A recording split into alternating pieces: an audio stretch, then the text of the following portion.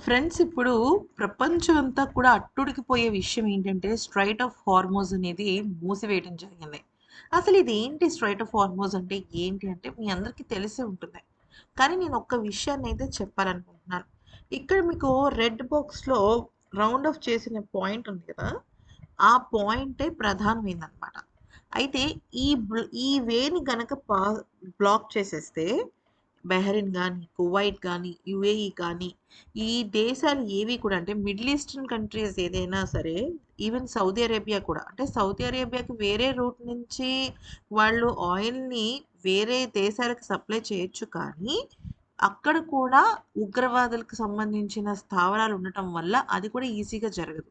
So, నేను చెప్పేదేంటంటే ఈ పాయింట్‌ని గనక బ్లాక్ చేస్తే టోటల్‌గా మిడిల్ ఈస్టర్న్ కంట్రీస్ అన్నీ కూడా ప్రపంచ దేశాలకి చమురు పంపించటం అసాధ్యం. ఛాన్సెస్ తక్కువని కూడా చెప్పలేను. అసాధ్యం అనమాట. సో, ఇరాన్‌కి ఒక్కదానికే ఆ స్ట్రెయిట్ ఆఫ్ హార్మోస్‌ని బ్లాక్ చేసే ఒక వరం వచ్చింది. అది నిజం చెప్పాలంటే ప్రకృతి వరమే. మనం ఏం చేసేది లేదు దానికి.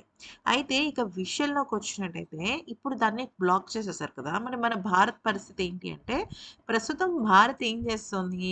ఈ గతంలో అంటే లాస్ట్ ఇయర్ నవంబర్ వరకు కూడా రష్యా దగ్గర నుంచి కొనుగోలు చేసేది ముడి చమురు. కానీ ఇప్పుడు అది ముడి చమురు అక్కడ కొనుగోలు చేయటం లేదు.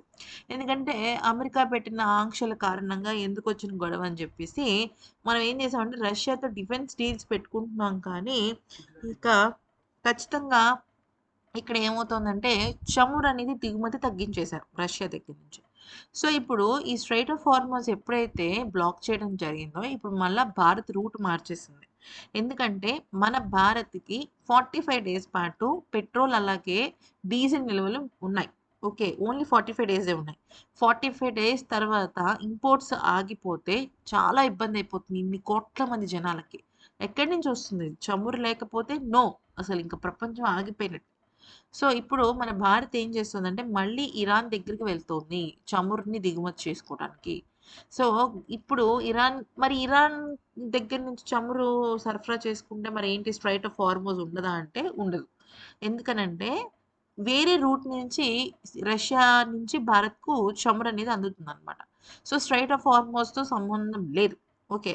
సో, ఇక్కడ నేనేమంటున్నానంటే, మరి నిజంగా భారత్ రష్యా దగ్గరికి వెళ్తే యాక్సెప్టబుల్లా? మళ్ళీ అమెరికా ఆంక్షలు పెడుతుంది. ఎందుకంటే, ఇప్పుడు ఇరాన్‌తో గొడవ జరుగుతుంది.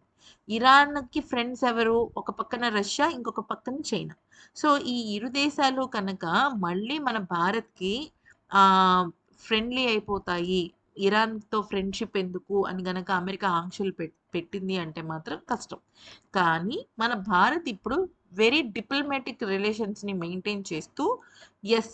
మీరు యుద్ధం చేసుకుంటున్నారు. కానీ దేశ ప్రజల భద్రత, వాళ్ళ యొక్క సర్వైవల్ అనేది ఇంపార్టెంట్ కాబట్టి, సో, ఖచ్చితంగా అక్కడ మన డిప్లొమాటిక్ డిస్కషన్స్ అమెరికాను ఒప్పించే తీరతాయనేది విశ్లేషకులు భావిస్తున్నారు. సో, ఖచ్చితంగా ఇప్పుడు మళ్ళీ మనం రష్యా దగ్గర నుంచి ఇంపోర్ట్స్ అనేవి క్రూడ్ ఆయిల్‌ని చేసుకోవడం జరుగుతుంది. రష్యా ఎప్పుడు కూడా మనకు మిత్ర దేశమే. ఎందుకంటే చెప్పాలంటే టైమ్‌లీ ఫ్రెండ్. సో, అది అన్నమాట. ఈ వీడియో గనుక నచ్చితే లైక్ చేసి